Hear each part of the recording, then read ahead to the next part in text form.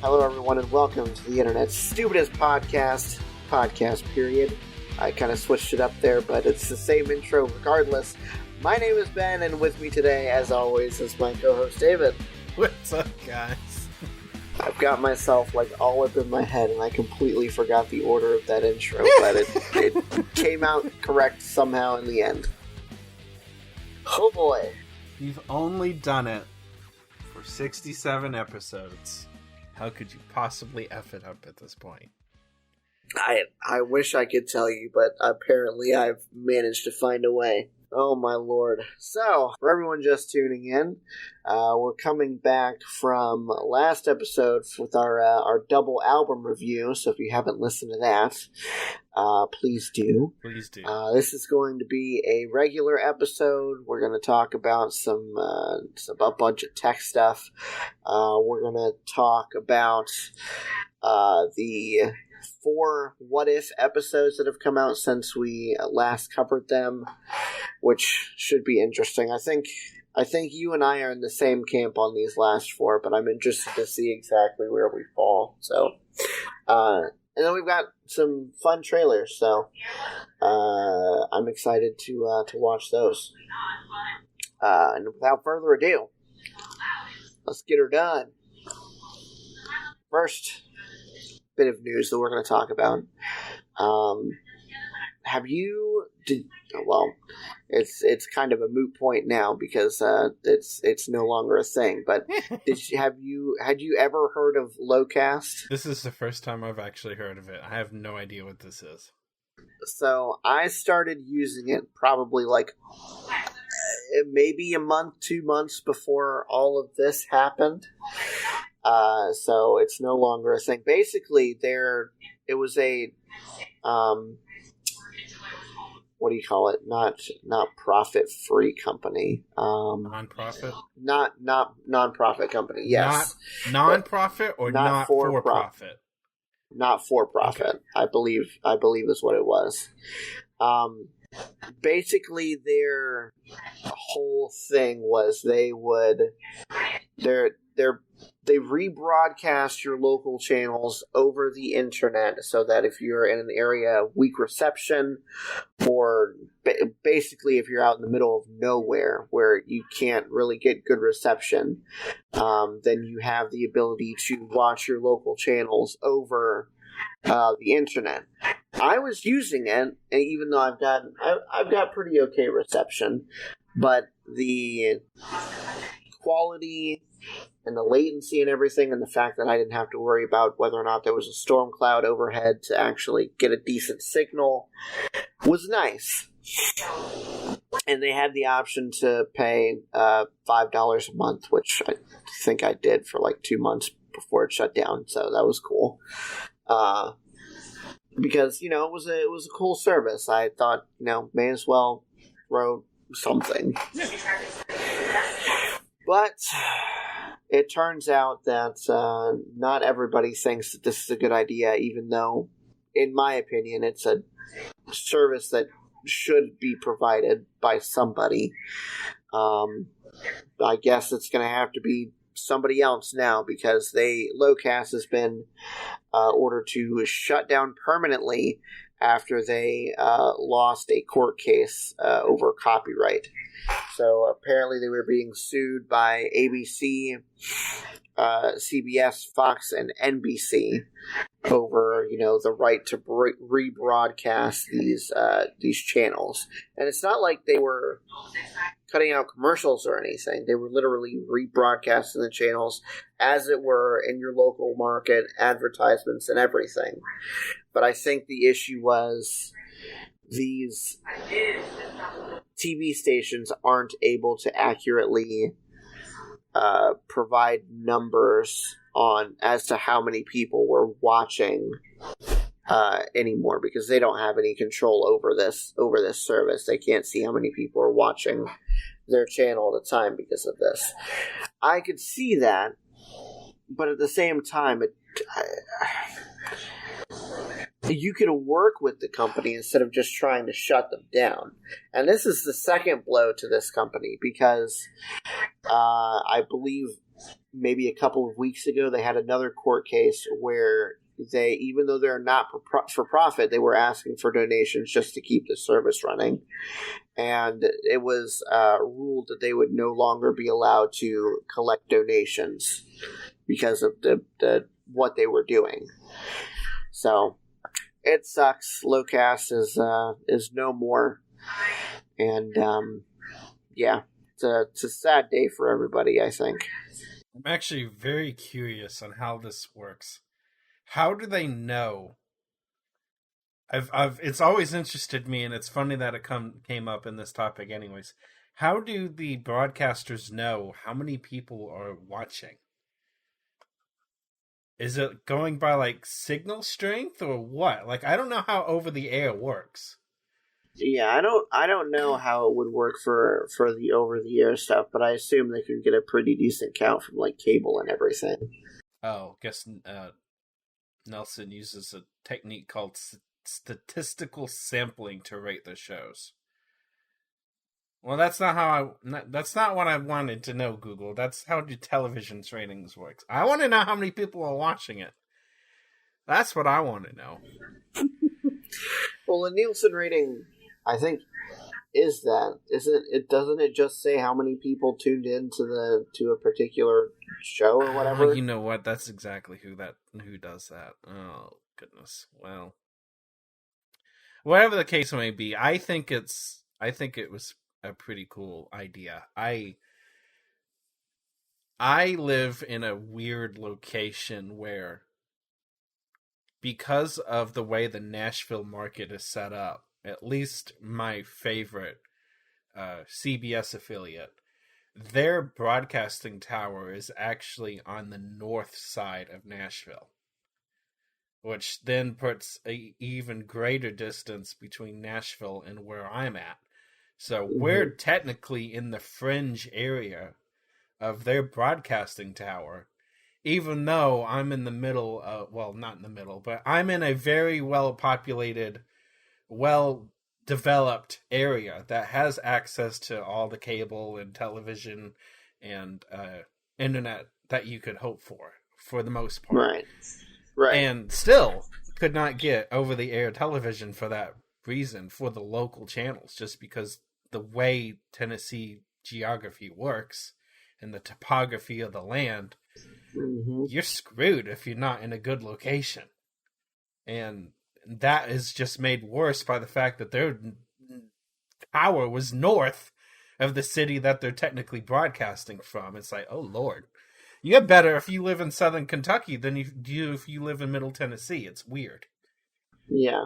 That's the nice thing I'll say about Florida geography is that you really don't have to worry about that too much, because I don't know exactly where all of the local channels' broadcast towers are situated, but I mean, Orlando is roughly the same distance from where I live to Orlando as from where you live to Nashville. Yeah. The only difference is you have mountains and I do not. I've got maybe a hill. Yeah. And that's it. All you literally have to do is just make the towers tall enough down there, and you're fine. And here, it doesn't work. You've got line of sight issues and everything. You're on the wrong side of a hill, you're screwed. Sorry. Yep. Doesn't matter how tall that freaking tower is 40 miles away. If you're on the other side of a hill and you're in the gully, you're screwed. It's just the way it works. Unless you can get your own antenna out of there. Yeah, set a giant lightning rod out there. Hope your house gets basically. that. Yeah, I think this is something that needs to happen. I don't understand why this is an issue. If they tried to rebroadcast something commercial free, or did something else with it, this is just another way of getting over the air television. Yeah, exactly. I think this is just something that we should have. That it doesn't make sense to me why why this was like a big deal. I mean, maybe they weren't paying these companies to rebroadcast it, like Hulu or YouTube TV does or whatever. Because I know that they have to have worked out some deal or something for that. But like at the same time, it's not like they were trying to profit off of this. They were trying to provide a service for people that needed it. Yeah, and they took donations to further along that service, which I can completely understand. This should just be something that gets. Who is it? FCC. This should just be something that the FCC has set up a legal way for this to happen. They're the ones that are in control of all the radio frequencies and all that. This should just be baked in somewhere as an update to what hasn't been updated in God knows how long. God knows. Telecommunications laws have not caught up to where we're at. And they need to do a massive overhaul, and this should be baked in there somewhere. That's the end of that discussion. Yeah. It's a sad day, but hopefully something will come of it. You never know. All right, let's move on, shall we? Alrighty.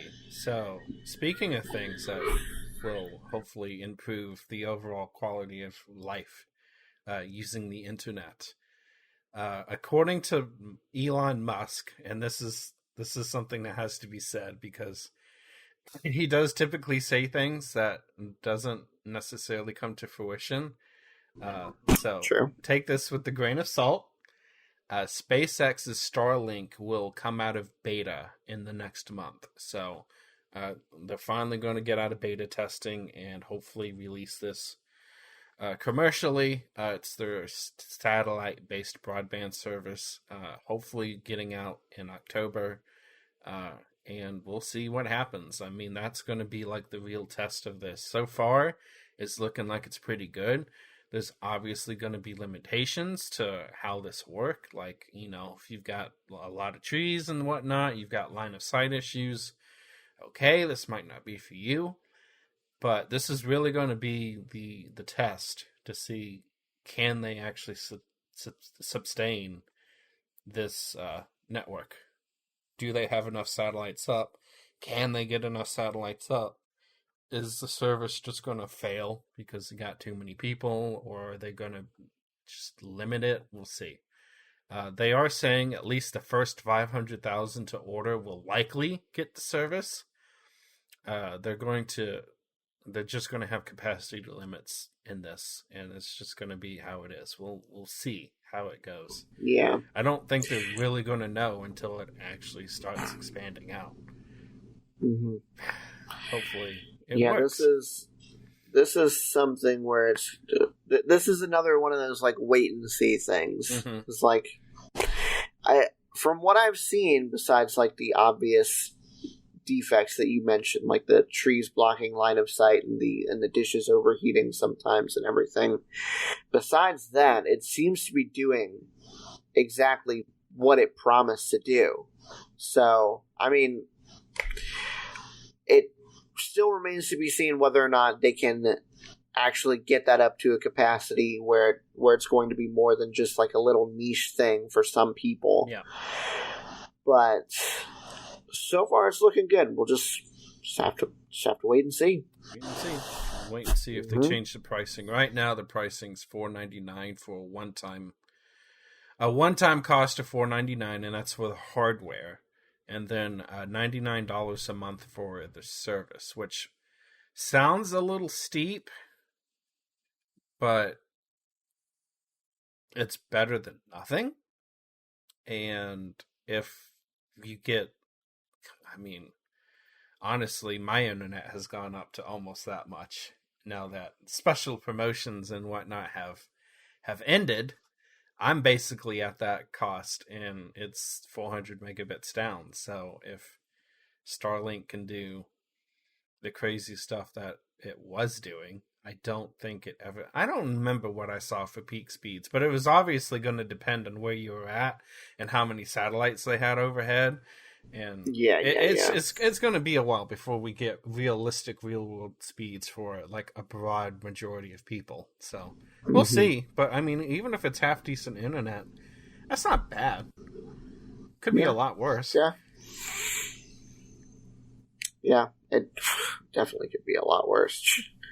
Cough, AT&T cough. I was gonna say they'd be $2.99. You didn't notice I wasn't necessarily trying to hide the shade there. They have earned all the shade. 10 okay, is up. It's fine. Yeah. So, this is the second time we've talked about the Pixel 6 in the show so far. And this seems to be like it's going to be pretty interesting news. So, according to Ars Technica, I don't know what their source is, a new report from XDA developers, Mishal Rahman, he claims that Google's new SoC for the Pixel 6 is going to be a very interesting design. They have decided that and again, this is according to this dude from XDA, that they are going to have two 2.8 gigahertz Cortex X1 cores, two 2.5 gigahertz Cortex A76 cores, and four 1.8 gigahertz Cortex A55 cores. If that sounds like complete jargon to you, I will break that down. So, in typical SoC design for at least for Android phones, they've got a breakdown of a Qualcomm one here. Typically, you've got one big CPU for bursty processing tasks like app launching. You've got medium cores for sustained performance and small cores for background duty and low power processing. So now, the Qualcomm Snapdragon 888 and Samsung's Exynos 2200 both have one Cortex X1, three Cortex A78s, and four Cortex A55s. So, Google has decided that instead of shipping with the same amount as everybody else, they're going to put two of these bigger CPU cores in there, and hopefully that'll increase performance. We will have to see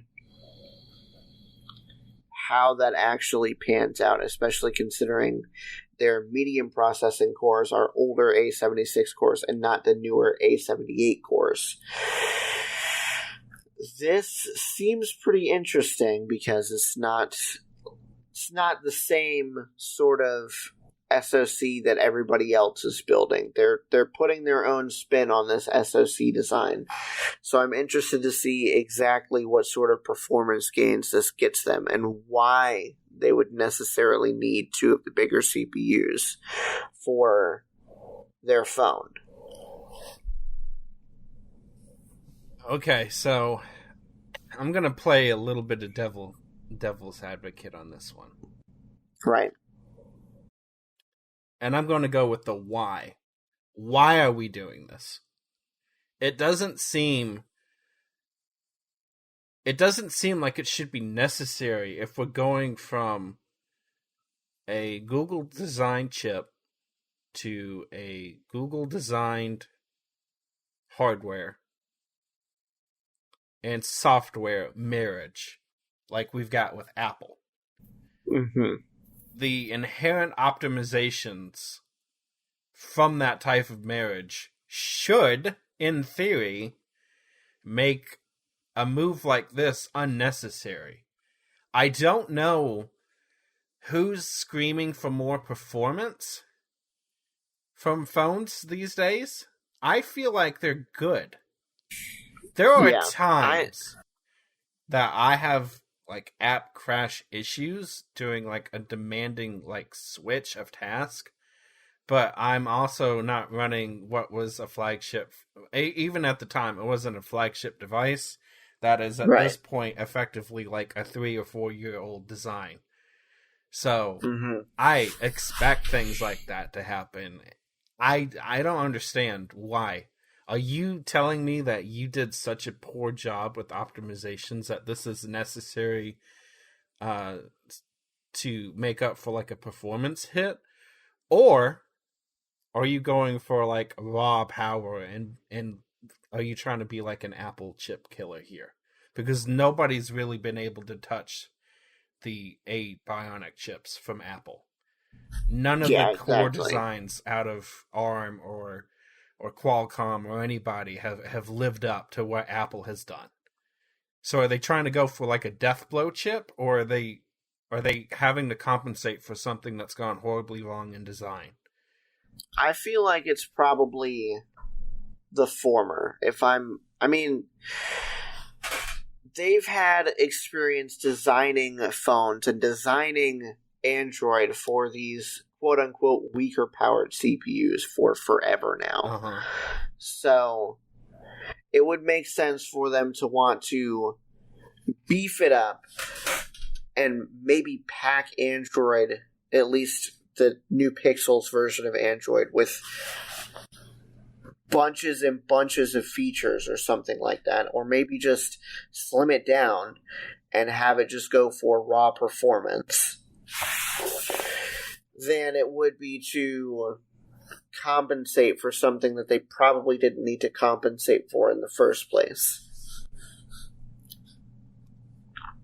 I don't know. I mean,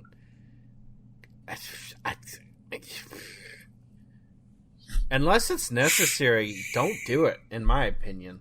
Like, unless it's necessary to maintain the performance level because something's...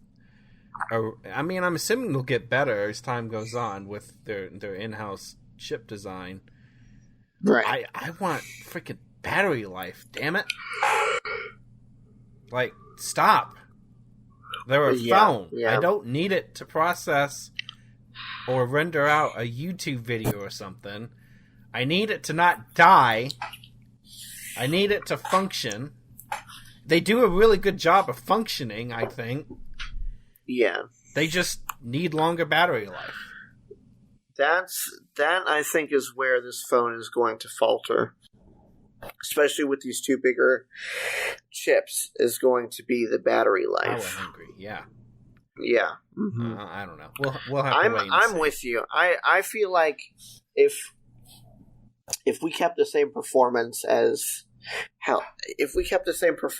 even my Pixel 2, which, I mean, crazy, ridiculous. Not even, what is this now, like 3 years old or something like that? Something like that. Still works perfectly fine. The only thing that I could say is that I could use a little bit more juice out of this thing. If you could get the same level of performance as this and have like a battery that lasts 2 days, 3 days, that would be amazing. And the only phone, not even with the same amount of performance as this phone, the only phone, a smartphone that I've ever had last me 2 or 3 days without me having to charge it is the Moto Z Play with that battery pack attached, because I deliberately tested it to see how long it would go. I did not charge it for like 2 days straight, and I think at the end of day 3, it was sucking on that battery pack. Battery pack was dead, and I think I was down to like 30%, which is insane considering smartphones these days. I get down to 20-30% by the end of the day on this phone. Barely even doing anything. Yeah, that's my problem. Yeah, if I don't use it, and that's the thing. If I don't use it, yeah, it's a 2-day battery. Yeah, but sure. that requires me not to use the bloody thing. Uh-huh. If I want to use it, I mean, I'm constantly... the only reason why it's not dead at the end of the night when I plug it in is because I plugged it in on the way to work, so it's fully charged. And when I arrive at work after listening to music in the car, because Bluetooth will suck down a little bit of battery life, and because I've plugged it in on the way home in the car. It's the only reason why it's not dead at night. Because the last time it was charged was at most like 5 hours before I go to bed. Or something like that. It's the only reason why it's not. Give me more battery life. I don't need 2 freaking 8 X1 cores. I need battery life. Yeah, I'm with you like 100%. All right, well, let's move on to our next article, which is goes along surprisingly well with the last one. By design, my friend, all by design, or whatever. Right. Whatever the god awful freaking catchphrase is these days. I don't even care anymore. Apple has announced and shown off their new Apple 150. Who cares? The iPhone 13, yay! And the 13 Mini, the Pro, and the Pro Max are available to order today. Now, that's pre-order crap, which, if you want to, go for it. I despise pre-ordering anything, but we're talking about Apple people, and they'll do it, so good for them. They didn't change much. It's kind of like it should have been an S variant of the 12. This is exactly what the S variants were for. Really, the only thing that changed, I mean, yes, they obviously updated the chip. They did change the camera orientation a little bit. They did add an extra camera lens to the Pros. And they did add a new 1 terabyte option for storage, which is amazing. I will give it that. You will need that for the huge amount of data that will be generated by these wonderful, and I don't remember the terminology that they used, but some fancy Apple terminology of, yay, we got great video, which I'm not going to lie, they do have good video. I mean, I will not take away. Apparently the whole thing is, and I don't know if that's new with this iPhone, or if it's been a couple phones and I'm just remembering terribly, but apparently you can shoot RAW on the iPhone now, which, I mean, RAW takes up a disgusting amount of space, no matter what resolution you use. Yes. So, and to think that they're still stuck on USB 2.0 speeds with that stupid Lightning connector. And see, that's the stupidity that is Apple. You want to know what got a USB Type-C port? The iPad Mini. Are you joking? The iPad Mini? The new iPad Mini, which is also cellular compatible with 5G. Right. What's to stop you from getting that damn thing and using that as a freaking phone? Good luck getting that massive amount of data off your phone using USB 2.0, because they refuse to ditch the Lightning port, even though they've already done it on multiple devices. Like, what is your problem? I don't understand why they, after switching over the iPad Pro to USB-C and having basically universal acclaim for that move, why they're still sticking to their guns with this on their phone. Like, there's no point. Nobody likes Lightning. Nobody. It was good for the time, and it was a great connector.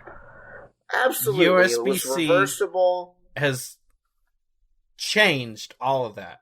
Lightning is no longer the best, and if you just went with USB Type-C, there would be should be one cable for them all, even though people muck that up, and not every USB Type-C cable is equivalent to another one. But I digress. At least the connector is. But no, we gotta have our lightning cable. Like you said, lightning was good for the time. It was reversible. The speeds were great for when it came out.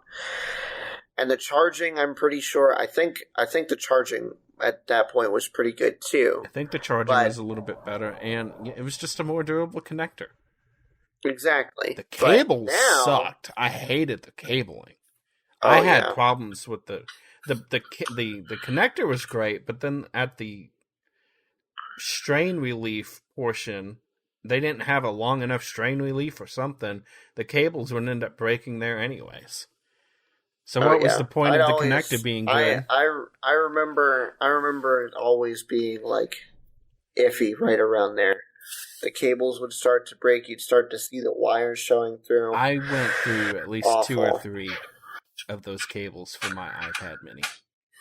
Mm-hmm. And within like a year or two's time, like it's not like it was over 5 or 6 years. It was pretty quick. I killed more than one. Just by charging the thing, too. Like, come on. So anyways, nowadays, USB-C, it's reversible. The speeds are so much better than Lightning. It's not even funny. And you've got fast charging, which it outstrips the iPhone so much it's not even funny. If I throw my Pixel, which again is 3-4 years old at this point, on my quick charger, my 5-watt quick charger, I can go from 20 to 80% within a matter of maybe 20 minutes. Now, it'll take a little bit longer as it gets towards the higher percentages. But that's exactly what it's designed to do. Exactly. If you want to plug it in for 20 minutes after you get home while you're getting ready to go back out or something like that, you will get your phone to where it needs to be to last you for the rest of the night. That is the entire point. Yep. Now, if you plug your iPhone in for 20 minutes, you're going to get from 20% to maybe, if you're lucky, 40%. So you ain't going to be able to do jack with it. Nope. Stupid. So yay, wonderful. Oh, and they released a new color. That blue does look really good. Yeah. If there's anything I'll say about Apple's phones, it's that they do make nice colors for them. Because, I mean, as much as I like to black out everything, colors are nice too. And nobody else makes the colors like Apple does. No, but they don't. That's the only good thing. And I don't care. I like the colors, but I don't care. And the reason why I don't care is because I'm going to end up putting a godforsaken case on it anyways. That is not going to be a good color. It's going to be a black case. Yeah. And that's just going to be the end of it.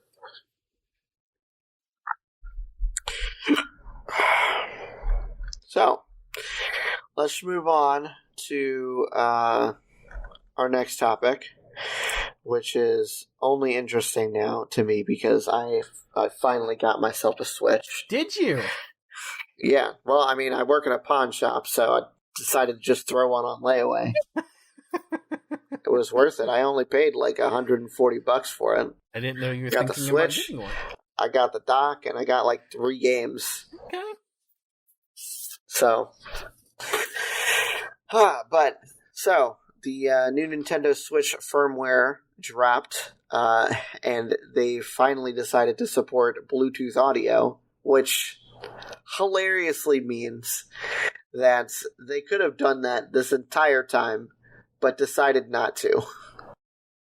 Wait, are you telling me the hardware was there? The hardware was there this entire time? Yeah. Oh my god. Imagine putting something behind a paywall or a software wall. Who's ever thought of that before? And another interesting thing, apparently they've added the ability to update your dock now as well, which, wonder what that's going to mean. Maybe that new OLED model is gonna mean a little bit more for everybody. I don't know. Just have to wait and see. But yeah, I just thought it was stupid that they could do that this whole time, and then they only just now decided to update it. It's beautiful. It's a beautiful thing. Thanks, Nintendo. For real. All right, let's move on to the last one, shall we? Alrighty, so I guess we've had this discussion in the past, and I didn't actually think that this would happen, but I should have known better. So you and I discussed switching to EVs at some point, right? And what would it take? I specifically remember saying something about taking it from my cold dead hands. This is the next best thing, apparently.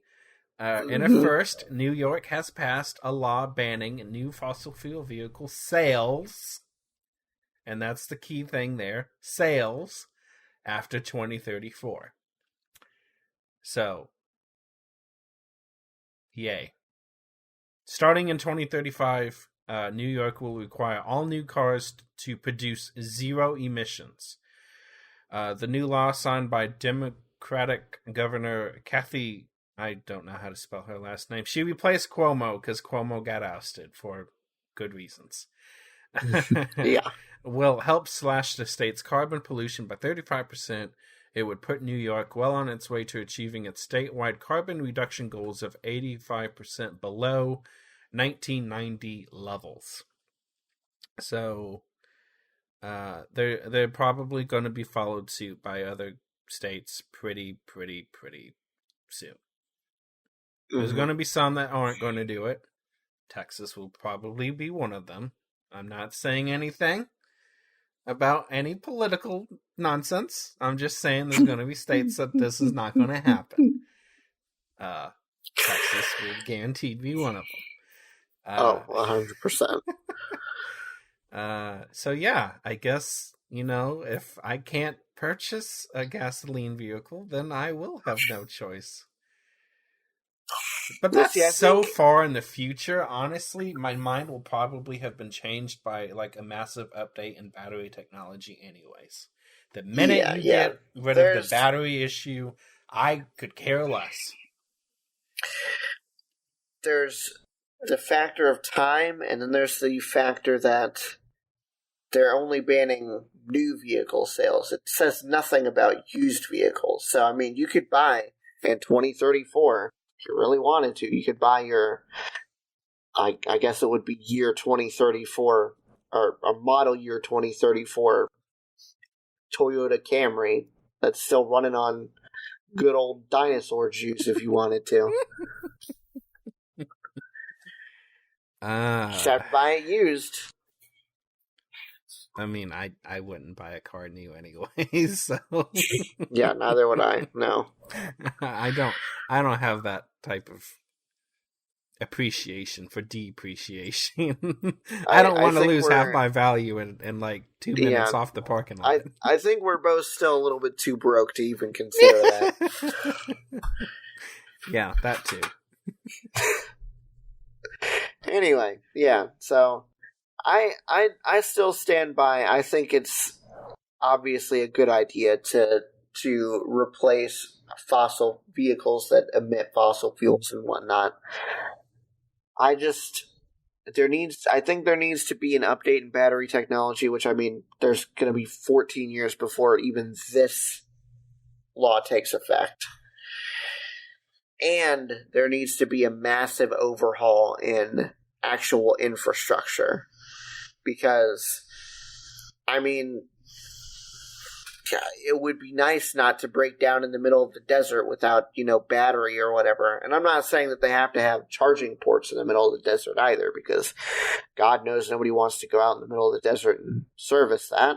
But there's got to be some sort of leeway too, There's got to be some sort of middle ground where There's enough charging ports around where if you have to make that long drive across where there's nothing, at least make there one at the beginning.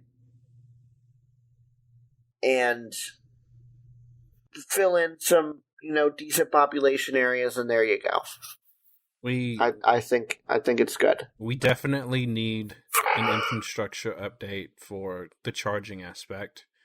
We also need an infrastructure update just for the power grid in itself. There are not enough reliable resources that are zero emission, carbon neutral, friendly sources to take on the electrification of the nation's automobile. It's just, there isn't. You will have to get the power from something. Mm-hmm. And right now, there is nothing that is going to make up anything unless you A, build more coal, which is not going to happen, or B, go nuclear, which probably won't happen because there's too much negative connotation to it for good reason, but, safe is a relative term, but it's better than black clouds of nice city air. Exactly, yeah. In my opinion, I think we just need to bite the bullet and go nuclear. Or maybe some combination of nuclear, solar, wind, hydroelectric. We need to use everything that nature has to offer besides burning fossil fuels and coal. Need to. It's just a challenge. Mm-hmm. And I'm definitely willing to say that it is a challenge. Whether or not it's totally a challenge because of human nature is a different story, but that's a different discussion for a different time. Exactly. Anyway, let's move on to our discussion topic, which this week is the last 4 episodes of What If. Yeah, I trust me, I'm with you. I wish that Wikipedia had a dark mode. Ouch. I'm sorry. Let my eyes readjust for a second. Oof. Oh, I gotta search that real quick. Wikipedia night mode.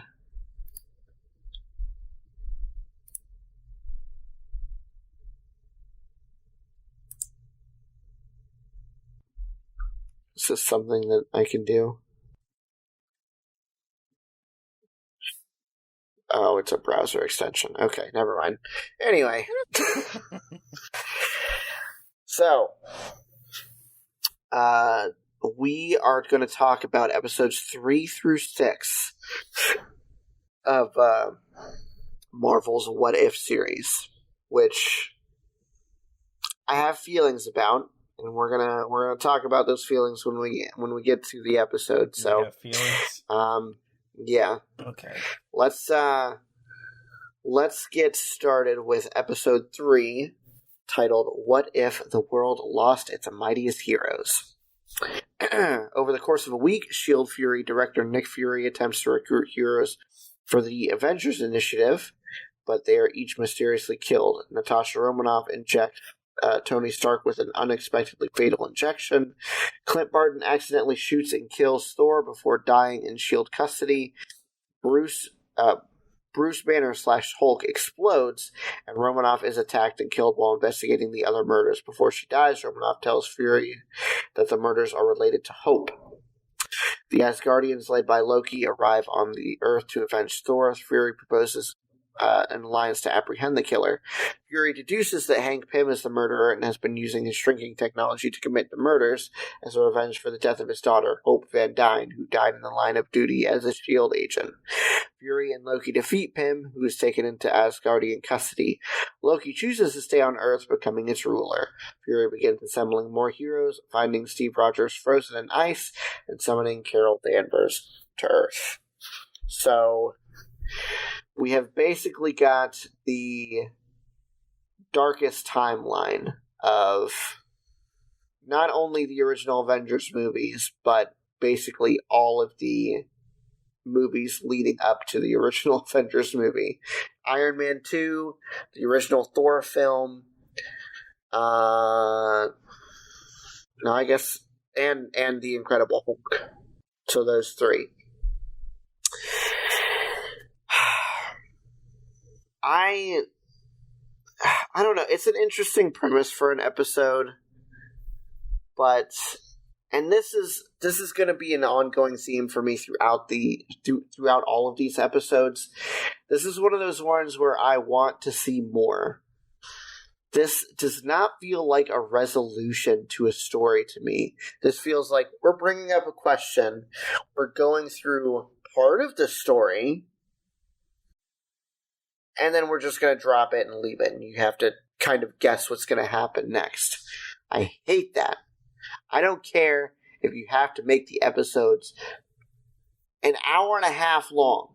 Give me the whole story. Don't just leave it. It's ridiculous, and I hate it. I agree with that sentiment for the almost the same reason. What was my initial impression? There was something I was going to say about it, and I kind of lost it somewhere along the line. I know we kind of discussed it a little bit. It felt like we went from, the first 2 episodes is like a positive spin on what if. Something happened, it changed the storyline, the resolution stayed relatively positive. It was believable, but it also didn't have a whole lot of serious implications further on down the road. Yeah, the players are different, but theoretically, it all works out about the same. This one, I mean, what the heck do you do with half the Avengers gone? What does that set up later down the road? It is kind of incomplete. And it was so negative compared to the first 2. It's like, oh, Lord have mercy. This is what we're going with? I'm less upset that it presents a more negative question than I am that it doesn't answer the negative question. Because, I mean, do I like that they killed off all of the Avengers in that episode? Not necessarily. But at least it was an interesting question. And I feel like if that's what they're going to do with these episodes, I'm fine with that. I just want the whole story. I don't want the first third of a story or the first half of a story. I want the whole thing. I'm with you. Or at least as much of a resolution that it makes sense. I don't need them to go all the way from the first Avengers movie to Infinity War with this one episode or whatever. But, give me something. Have them defeat Loki or something like that. I don't know. This one, it was okay, but I don't know. I have to put it a 2.5. And that's nicely. That's if I'm being generous, I think. I'd say a 3. I've got worse ratings to come, so I think the problem I had with the negative turn is it hasn't changed yet at all. We flipped that switch and we've gone now 3 more episodes after this episode, and it has not gotten better at all. Yeah, that's true. So I think I'm mad that the switch happened and we haven't had anything to counteract it yet. This is true. I can see where you're coming from on that. Alright, so let's move on to the 4th episode. What if Doctor Strange lost his heart instead of his hands? After losing his girlfriend, Dr. Christine Palmer, in a car crash, Dr. Stephen Strange travels to Kamar Taj and learns the mystic arts. He discovers the Eye of Akamado, which can manipulate time, but is warned by the Ancient One in Wong doing so could distort reality. 2 years later, Strange repeatedly attempts to use the Eye to save Palmer, but she still dies in every scenario. The Ancient One tells Strange that Palmer's death is an absolute point in the timeline that can't be undone, but Strange refuses to listen. Using the power of the Dark Dimension, the Ancient One splits Strange into two alternate versions. One, Strange accepts Palmer's death, while the other discovers how to gain power by absorbing mystical beings, becoming Strange Supreme. This evil version overpowers the good Strange, absorbs him, and uses his power to resurrect Palmer, tearing reality apart. Strange Supreme begs the Watcher for help, but he refuses to intervene. Palmer disintegrates, and the universe collapses, leaving Stephen Strange to grieve alone. So this is the only one out of the four that it gave me an ending. Yeah. I don't know if I find it a necessarily satisfying ending, because it sucks that, it's just the universe ending. That's the ending for this one. Mm-hmm. But out of the four, I would say that this is probably the one that I enjoyed as a whole the most. There were ones that I enjoyed more, but they didn't give me an ending, so they have to go lower on my list because of that. This one is interesting. I like the split between quote-unquote evil Strange and good Strange, and then that they have their little confrontation, and evil Strange wins. Yeah, it was this one. I would say it's better than the previous episode. I'd probably give this one like a 3.25. I still don't think it's as good as the first two, but it's definitely better than episode 3 for me. It's like a 3.5. It's I was so mad the entire time watching this until it's discovered that the Ancient One did split the good Strange and the bad Strange, or Strange Supreme, as he is called. I was like, oh my god, like, how do we get this guy off this path? Like, it was so dark, and I was just mad the entire time. I'm like, this is not... We've seen him struggle in ways before, but it was so dark, and it's like, oh, okay. I do like this, because we do have the good in him still at the end.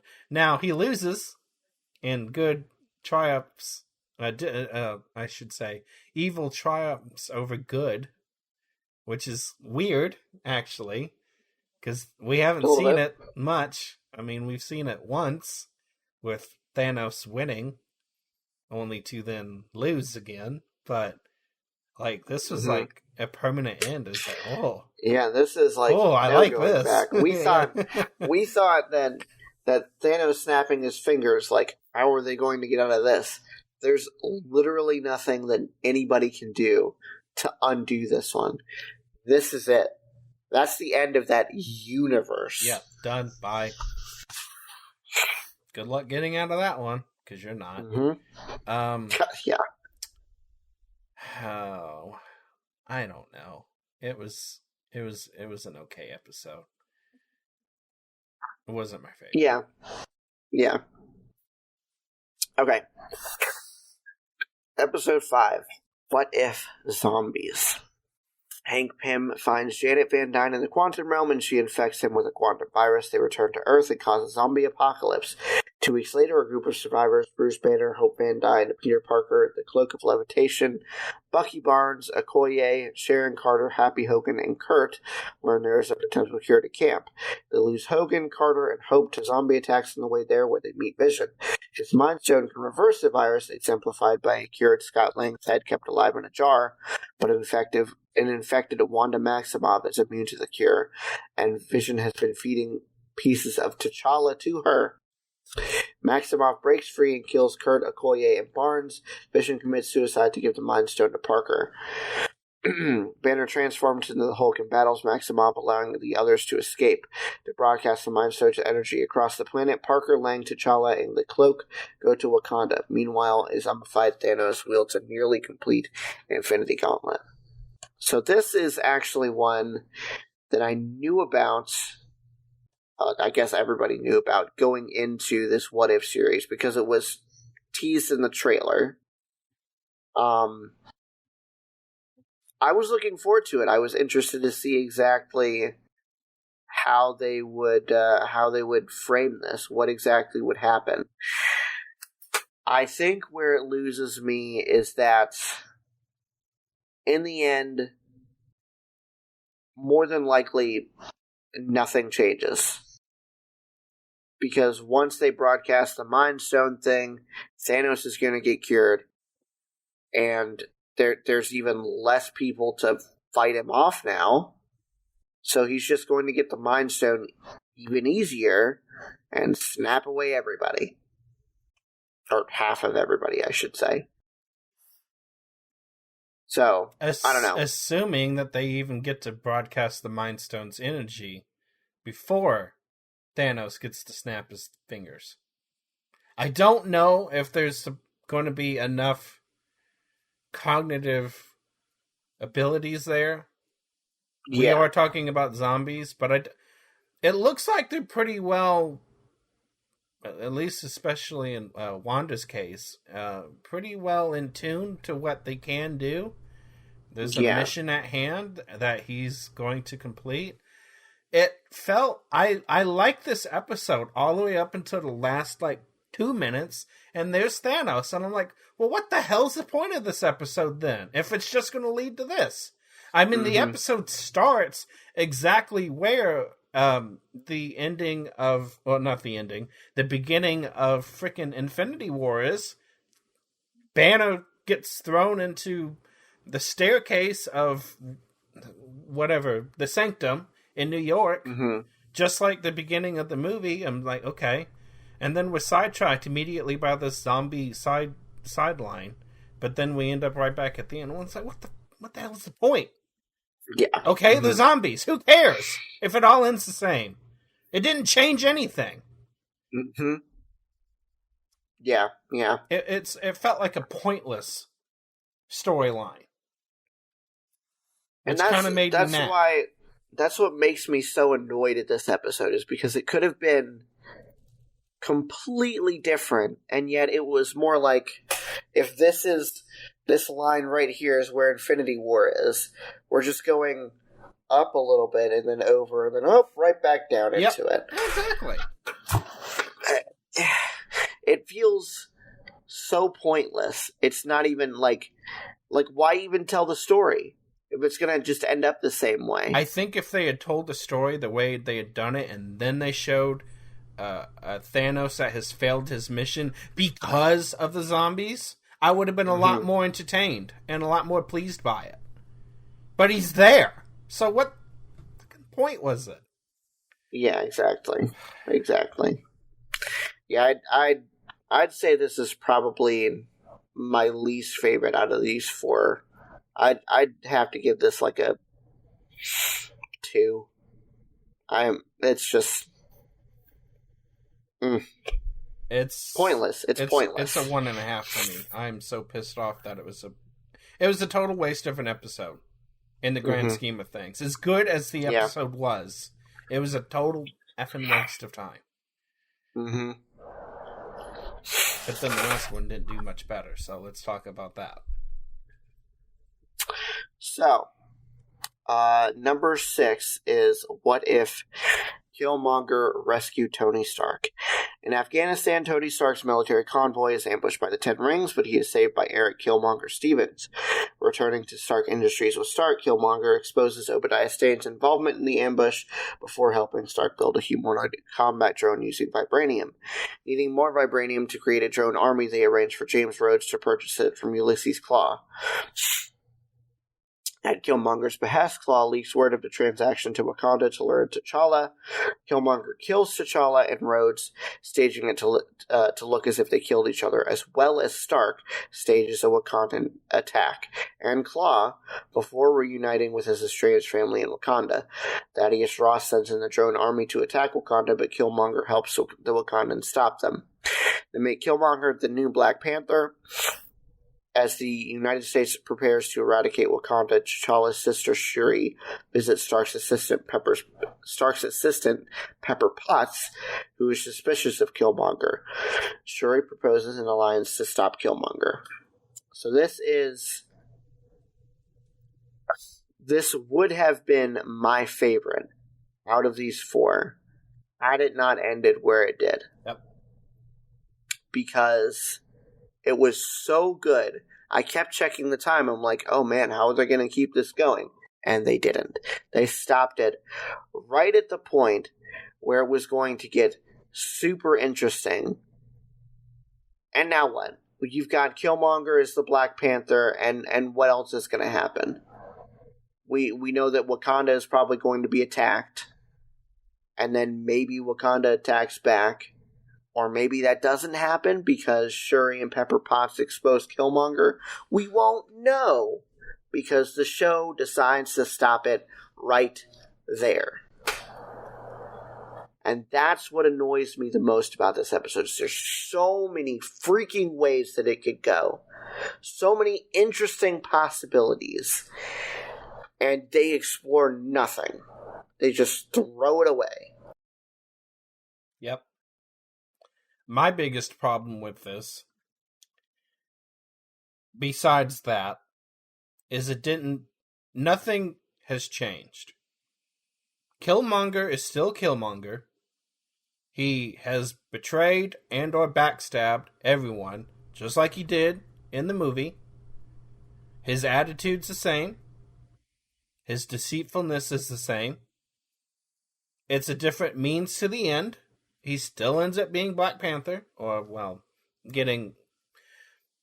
It was kosher this time around. At least in the eyes of the Wakandans. To the eyes of the audience, it's still the same backstabbing that he did to get in the first place. And we reveal absolutely nothing in the end. What changed? There's so many possibilities that could have been, and they're not, because it ended where it ended. Like, you wasted all that time showing the different ways he backstabbed everybody along the line, and you explored nothing new. We knew this about this character. This doesn't change any view of this character whatsoever. This is him being him. It's not like we changed an aspect about him. We just changed... And even the things that happened in the Iron Man movie stayed the same. Freaking Stane's involvement with it. The deceitfulness in there. It's all the same. Nothing changed. It pissed me off so much. We end up going to the same guy for the vibranium. Claws reintroduced in the same way, basically. Oh, here we go. Here's the same back door that we all know about. Never mind, there might be another way. I don't know. Pissed me off. Didn't piss me off as much as zombies did, but it's like a 1.75 for me. It's not much better. Yeah, I have less of an issue about everything that you said, and still more of an issue about where they ended it. Because I mean, I get where you're coming from. But maybe you're coming from it because of the title. Maybe the title should have been, what if Killmonger became the Black Panther, or something like that. The title of this one is How Many Ways Can Killmonger Kill Everybody? Yeah. That's my opinion. I know that doesn't title with what the show is supposed to be, but... He didn't rescue Tony. Well, yeah, he did, but it didn't. If it had been a means to something else, I would have been so much happier. But it's not. It was a means to how he gets into control and power, which is exactly what his original goal was. Yeah. I'd have to give this probably a 2.75. I think I like it more than obviously I like it more than you do, and I definitely like it more than the zombies and the one where all of the Avengers die. But it's still, the first two so far are still the best that they've done. I really liked the series up to the first 2 episodes, and it gave me a lot of hope. Yeah. If I hadn't seen the first 2 episodes and I was just left with these 4, I wouldn't be continuing to watch it. Like, it's disappointed me for 4 weeks now. I want something to go right. And I don't know. We'll have to see what else is coming. How many more episodes are there? Is it 8 or 9?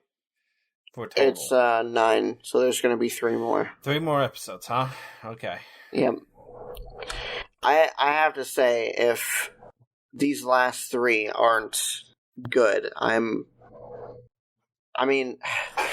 see, the problem is, because it's Marvel, I'm still going to watch a What If Season 2, but I'm not going to have high hopes for it.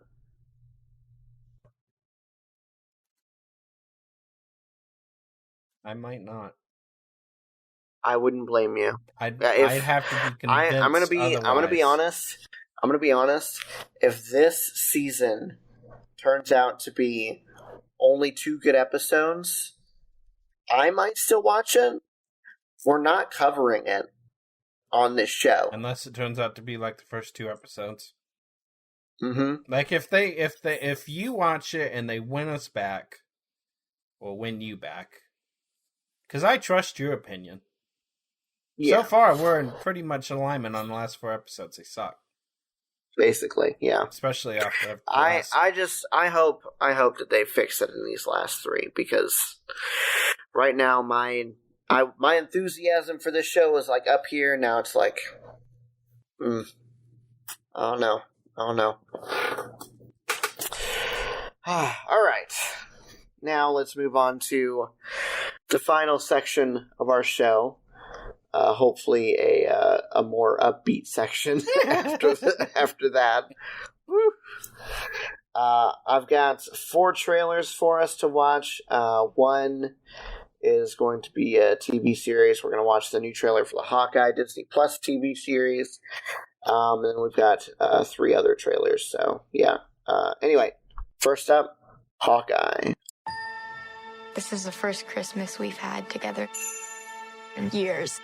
I love you guys. I'm making up for some lost time.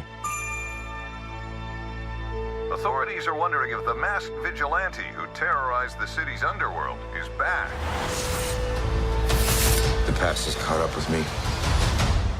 Should we be worried? No, it's nothing. I'll be home for Christmas. I promise. When I wore this suit, I made a whole lot of enemies. You're a Hawkeye! Who the hell are you? Some people have actually called me the world's greatest archer. Are you one of those people? It's the most wonderful. Hey, babe, I should be back in a day or 2. Hang on a second. With the kids jingle belling and everyone telling. Things have gotten more complicated. I have to say, I'm kind of looking forward to this. This looks good. I have to wonder what the heck is up with it being set during Christmas. Yeah, that I don't know. What twist is that going to bring? If anything, I don't know. It seems like there's an artistic reasoning behind this. Like it's got to be important, right? I mean, maybe it's just because Christmas is supposed to be like family time, I guess. And I mean, this would have been set right after he gets his family back from the snap. So I don't know. maybe that's their whole reason. I don't necessarily understand it either. But I am interested to see where this goes. I'm glad that we finally get a chance to explore Hawkeye as a character instead of him being just a secondary character, because we've gotten little to no explanation of him as a character up until this point. I mean, we know that he's got a family. We know that his family is very important to him, but that's about the extent of his characterization up until this point. Yeah, and it's gosh, they teased so many things in the different movies about situations and events of his past. And even his past with like Black Widow. Yes, Natasha. Yeah. Well, they did explain their running Budapest joke in the Black Widow movie. Did I miss it? That's exactly what I was referencing too. But that was the whole thing with that. I don't even remember what the dude's name is. The main bad guy's daughter. How she was killed. That was Budapest. I'll have to rewatch that. I can't believe you missed that. When it went over my head, it went over my head pretty bad, because I've been wanting an explanation for that gag for a while. But I mean, that's what they did. They did this in the movies a couple of times. Okay, I guess they finally resolved one of them, and I just completely missed it somehow. I really do need to watch that movie again. But the whole thing with him not having a storyline up until this point, I'm really looking forward to see resolved finally. So I'm with you. Yeah. It looks really good. Who is the second character? That I don't know. Who is this? I don't know. Well, we'll have to wait and see. Alright. So our next trailer is for The Matrix Resurrections. Thomas? You seem particularly triggered right now. Can you tell me what happened? I've had dreams that weren't just dreams.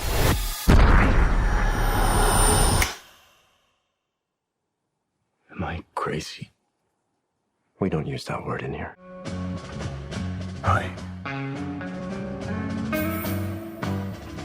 Have we met? Time to fly.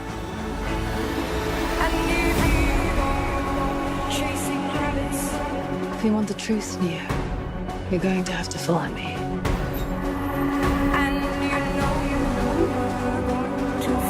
The only thing that matters to you is still here. I know it's why you're still fighting and why you will never give up. You don't know me, no? Well, I guess I'm gonna have to watch all the Matrix movies now. I don't know if I'd go so far as to say that. Well, I don't know what the heck's going on here, so I'm gonna have to watch them. I don't think 2 and 3 are. I don't know. I don't think 2 and 3 are canon, but I'm not entirely positive anymore. But then there is canon from the video game, so it's. I don't know. I could not get through. There's canon from the Matrix video game. Yeah, apparently, like the part where he dies or something like that. I don't even know. I couldn't get through the first movie. Like, it bored me to death. I just gave up on it. I'm kind of with you. I've tried to watch The Matrix at least a couple of times, and I don't know. It's just never done it for me. I gave up. Yeah. And then I've always heard the second and the third were just not good. Same. So then it's like, well, okay. But even still, this makes me want... maybe watching the movies is too strong of a reaction. Maybe I just need to watch like a Matrix Explained video or something on YouTube. That's and then go fair. watch this movie. That's fair. Okay, based on this, what would you say about this? Eliminate everything you think you know.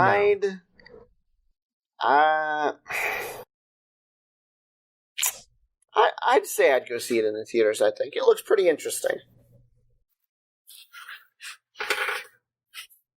But it's teetering on wait for rental. It's like on the razor's edge. It's teetering between wait for rental and wait for a review. And this is excluding everything I don't know about The Matrix, because I don't. I really don't. Right. Maybe my opinion would change if I did know things, but because I'm like, what the heck is going on here? It's just all confusing to me. It looks good, but I don't know that I understand a dang thing. And it's like, okay, I don't know if I want to actually participate in this. Right. That's fair. Anyway, let's see. The third trailer we've got is for No Time to Die. Bond, any thug can kill. I have to know I can trust you. Well, I understand double O's have a very short life expectancy. You are a kite dancing in a hurricane, Mr. Bond. Is this really what you want? Always alone?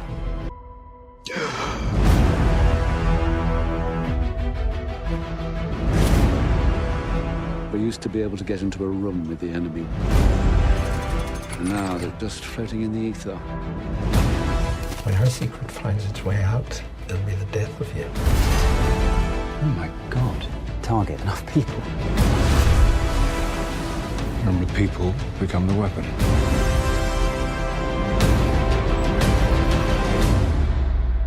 Who is he? James, you don't know what this is. James Bond, licensed to kill, in love with Madeline Swan.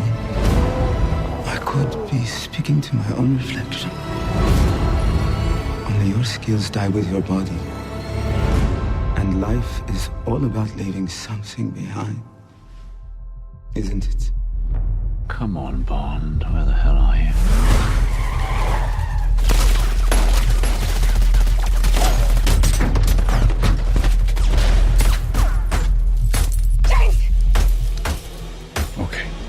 Okay.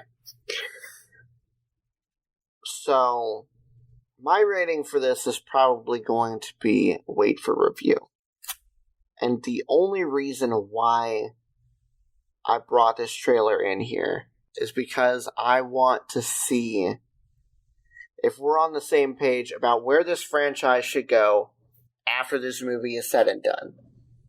Because I know you're not a fan of these Daniel Craig James Bond movies, and to be honest, the few that I've seen, I'm not a fan of them either. They're just not great. So, I'm interested to see where you think this should go, and I've got my opinion, but I want to hear what you've got to say first.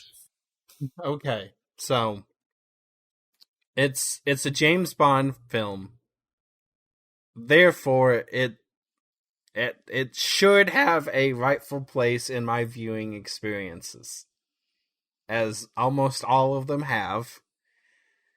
I've just been so disappointed with most of the new ones that I'm with you on the wait for a review, because Spectre really let me down, and I don't know that I can go through another one of those, given that I've only really liked Skyfall out of the last 5 films. Out of all of his that's the only one. I wasn't really happy with the way that the last 2 Bronson films went, especially Die Another Day.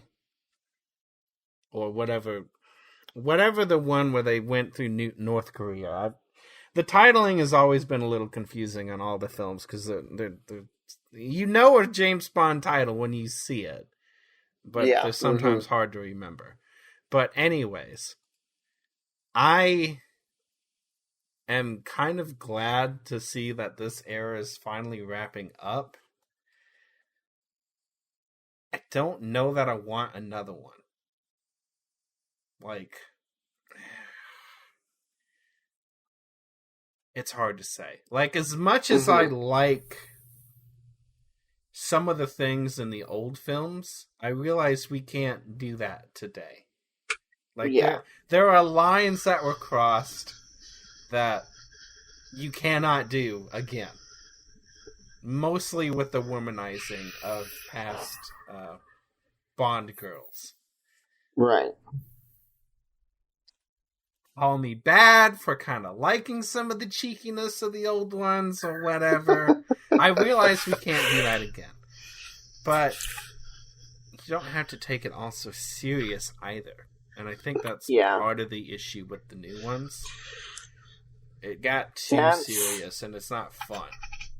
That's where I'm going to go with this.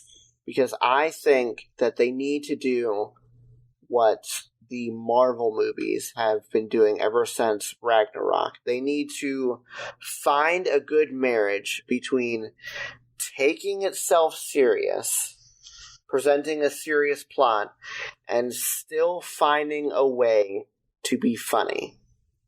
Because Thor Ragnarok, and basically every Marvel film thereafter, has presented a serious plot and still found some way. And there's different levels of humor throughout all of them. I'd say Thor Ragnarok is probably the most comedic out of all of the Marvel movies to come out in this like era. Mm-hmm.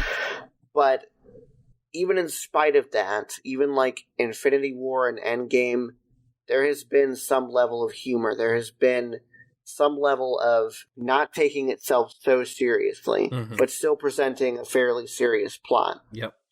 I think that's the direction that this franchise needs to go. It doesn't need to have a super serious plot with a super serious actor all the time. Let the man joke once in a while. Like, good God. Yeah, he's definitely, and I'm not trying to take anything away from him, but he's definitely been, with the exception of the few one-offs, like they've done like one film, one Bond, one film, like twice or three times in the past. But you've got the four main ones. He's the least of the four that I like. Out of the four big ones, Connery, and then Moore, and then Bronson, and Brosnan. No, correct, Bronson, whatever. Screwing it up, I know, but whatever. Damn Irish. Yeah. So that's the only reason why I wanted to watch this, because I knew that no matter how the trailer went, unless it was a spectacular departure from where they were going before, that we probably would be on the same page. So, and it looks like it's not. It looks like it's the same. And I'm like, okay. Yeah, that's why I'd have to say a wait for review on this one. It's just, it looks like every other Bond film to come out within the last 2 decades. So, well, almost 2 decades. I guess Die Another Day came out in 2002, so I can't say that. But ever since Casino Royale, all those. Yeah, but even Die Another Day wasn't great, but that was more... It wasn't because he was being too serious and he wasn't having fun. It was just other Exactly. reasons. Yeah. All right, so we're going to move on to our final trailer of the evening, The King's Man. Our guest of honor, Rasputin. I'm looking for someone who can help me gain an audience with the Tsar. Perhaps you can be of assistance. I only make decisions when my stomach is full or my balls are empty. Well, thank God dinner is being served. small things can grow into big problems. We are the first independent intelligence agency. While governments wait for orders, our people take action. Welcome to the club. You're going to need a suit. Very clever. Time to dance.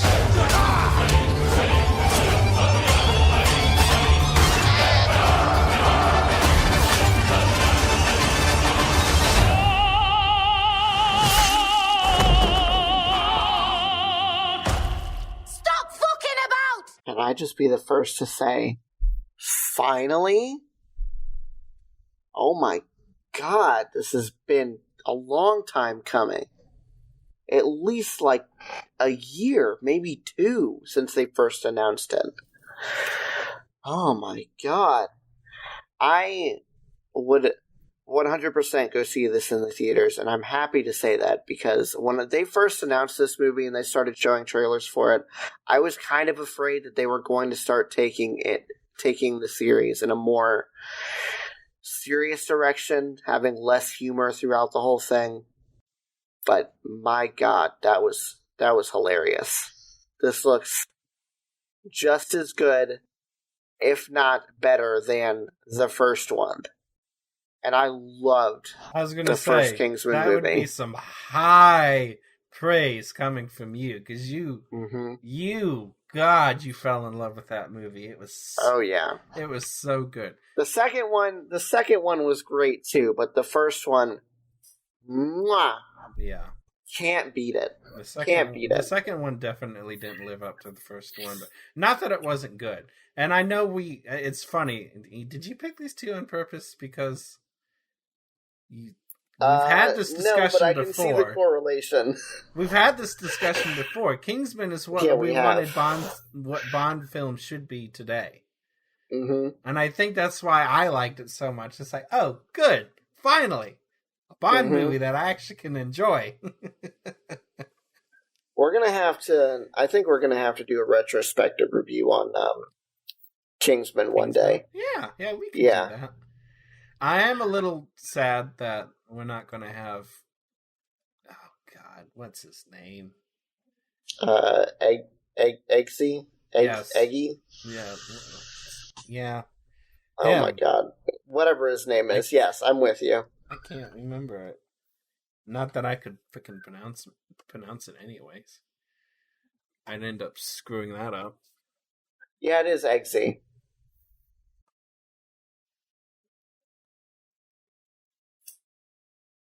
Oh, Lord. Yeah, I screw this up. Taron Egerton? Oh, yeah. Taron Egerton, I think. Egerton? Okay. Yeah. Who is the King's Man? The younger one. Is this supposed to be freaking... What was his tagline? Galahad? No, this is much too early for any of those. Wouldn't it be? Yeah, I guess it would be. Oh, yeah. Never mind. This is World War I. What am I thinking? Yeah. Skip that. I mean, maybe somebody in this movie turns out to be Arthur, because he's, like, super old, but... I could see that. I think that might even be pushing it.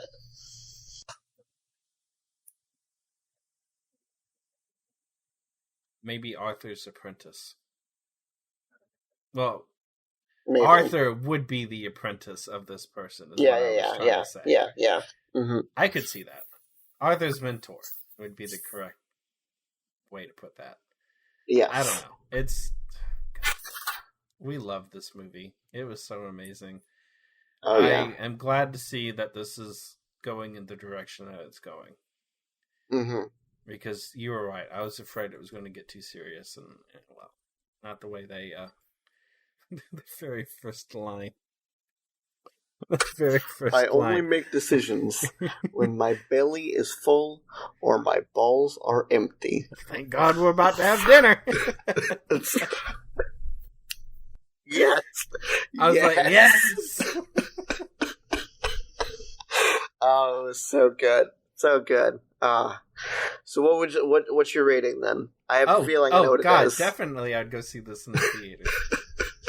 100%. Oh, now, man. I'm not going to, because unless somehow we're... Maybe. It's possible. It's possible.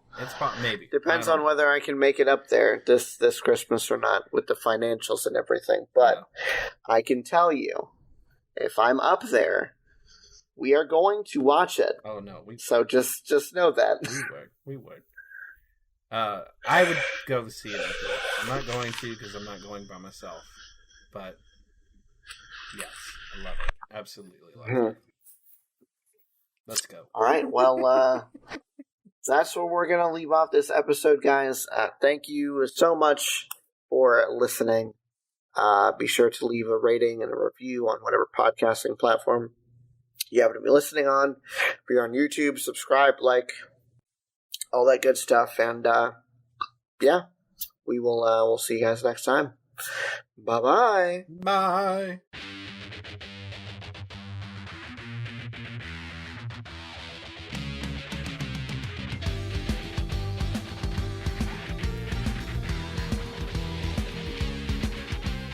Thanks for listening to this episode of Podcast Period. This episode was hosted and produced by Ben, co-hosted and edited by David. You can contact Ben on Twitter at BenPlaysVidges. That's Ben Plays, VIDYAS. And you can contact David on Twitter at Car6by16. If you'd like to chat with us about any of the topics on this episode, you can hit the show up at Podcast Period on Twitter, or shoot us an email at podcastperiodpodcast@gmail.com.